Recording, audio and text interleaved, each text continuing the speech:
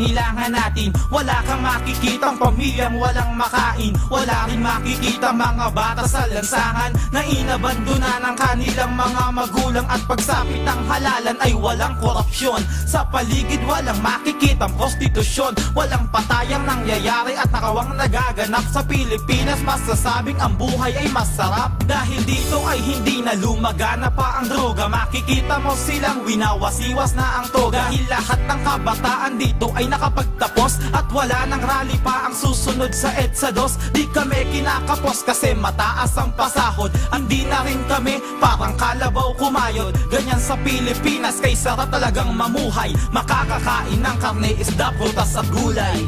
Sa Pilipinas ayos ka. Sa Pilipinas ayos ka. Sa Pilipinas ayos ka. Masasabi natin buhay ay maganda. Sa Pilipinas ayos ka. Sa Pilipinas ayos ka. Sa Pilipinas ayos ka. Masasabi natin buhay ay maganda. Kabataan, tara na sa bayan. Ikaw ang pag-asa, halika na. Huwag mong iisipin na hindi mo kaya. Kaginawa na yan ay matatamasa. Sa Pilipinas ayos ka. Sa Pilipinas ayos ka.